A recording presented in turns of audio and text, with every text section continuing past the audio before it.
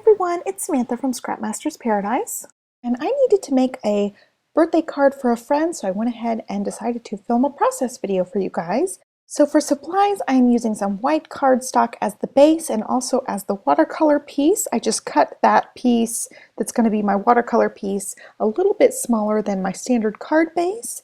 Then I'm opening up this Simon Says Stamp burnt orange ink pad, and I'm going to be watercoloring with that and this strawberry slush ink pad from Stampin' Up.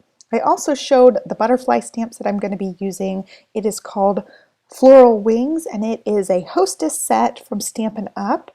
I'm no longer a demonstrator, but you can go on stampinup.com and find yourself a demonstrator or just order directly from their website. I'm going to be doing my watercoloring with this aqua pen. I don't know what brand this one is.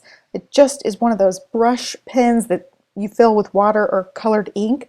Since I'm doing the two different colors, I decided to just go ahead and put my ink on this acrylic block and then dab my water brush into it. I'm just making sure that water is going to come out of it and it's pretty clean. So then I just dab my ink pad onto this block, and I ended up dabbing a lot to get a lot of ink just to make sure I have enough. I do the same thing with my burnt orange ink, and so I've got both ink colors on my block. And then I'm going to just kind of zigzag this back and forth across my paper. I just want it to be kind of a watercolory background here, so I'm going to alternate with my colors, add some more water when I need it, add some more ink when I need it, and just go down the paper until I like how it looks. I'm trying not to get too much water on here because this is not watercolor paper, so it does have a tendency to pill up. Definitely, if you're going to be doing a lot of watercoloring, I recommend getting some watercolor paper. I'm just, this is the first time I've watercolored in a really long time. I do have some watercolor paper somewhere, and of course I couldn't find it for this video. So I'm just making do with what I've got.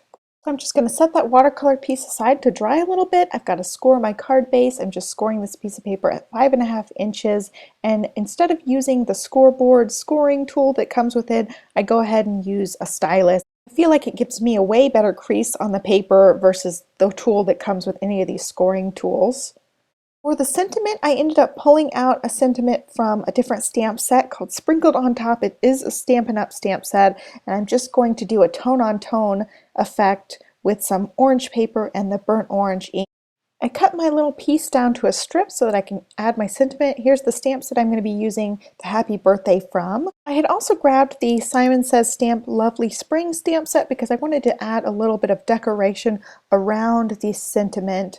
I really like these little flourishes and flowers that come in this set. They're great for little tiny accents. Now after I stamped the little flourish on both sides, I decided to clean both of my stamps. I'm using a Stampin' Up! Stamp & Scrub, and I want to show you guys the photopolymer stamp. The ink actually does really stain them. It's not going to affect the quality, but look, I'm going to slow it down for you guys. You guys can see the little flourish on the stamping block. It is still very, very bright orange. So the stamps, just expect them to be stained if you're going to be using photopolymer stamps with the Simon Says Stamp ink. I think that's pretty standard for a lot of photopolymer stamps. They do have a tendency to stain. I just wanted to point that out for you guys. This should not affect the stamps in any way, but I just wanted to let you guys know staining is completely normal. I have had people contact me in the past, especially when I ran my own stamp company.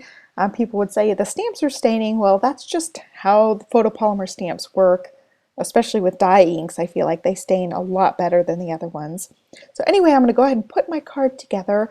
I was kind of deciding where I was going to put my sentiment. I think I'm going to put it across the bottom of my card. Next, I'm going to stamp my butterfly image, and this is a two-step stamping, or in this case, three-step stamping. And what's really cool about this set, and I think that Stampin' Up! Does this on a lot of stamp sets, is there is a piece of the photopolymer base part. It doesn't stamp, but it's a little tiny piece at the center of this butterfly, and you'll be able to see it when I stick it onto the block. It ends up, it's that little piece sticking up in the center of the butterfly. All three stamps in this three-step stamping thing have that little piece sticking up, so you can line up the pieces to go inside this butterfly because it's a flower and the flower's leaves that are going to be lining up. So I decided to stamp the butterfly part in black, and then I'm going to be using that pink and burnt orange as my inside the butterfly stamped pieces. I decided to stamp this kind of off center because I wanted to look like, the butterflies flying away.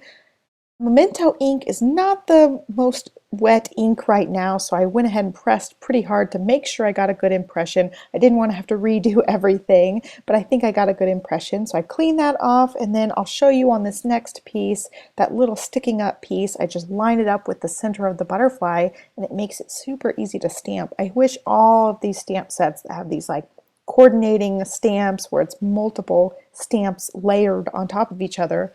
I wish they all had some sort of system like this. It's just a really ingenious type of thing. I was really excited. So you can see it right there on that rose layer. That sticking up point is going to just go in the center of the butterfly to line up the stamps really easily.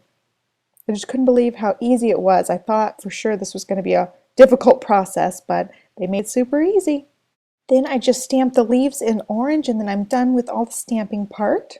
I'm just going to get my card assembled. I decided to pop this layer up with Stampin' Dimensionals, which are just 3D foam adhesive. And I do want to point out in the center of the butterfly, I did get a little bit of the ink on that extra stamp base part that helped me line it up. Next time I'll make sure to wipe that part off if there's any ink on it. I also go ahead and cut this little strip down so that I can stick it on the card base without pieces of it hanging off. And I just kind of center that onto the card. Felt like the card needed just something else, so I go ahead and grab some pink twine. This is twine from the Twinery, and I think it is called Strawberry. I'll double check on that and link it for you guys down below. I love Twinery's twine because they have more of the colored strands versus the white strands, and Whisker Graphics is the other like big twine company that I really like. Theirs is more subtle color because they don't use quite as many strands of the colored part as they do the white. That's it for this card video. I hope you guys enjoyed it. Please give me a thumbs up if you like these kind of process videos, and don't forget to subscribe. I'm currently putting out videos every Tuesday and Thursday. I will have a coordinating supply list in the description box down below and on the coordinating blog post if you want to purchase any of these items. Thank you so much for watching and have a great day. I'll catch you guys next time. Bye!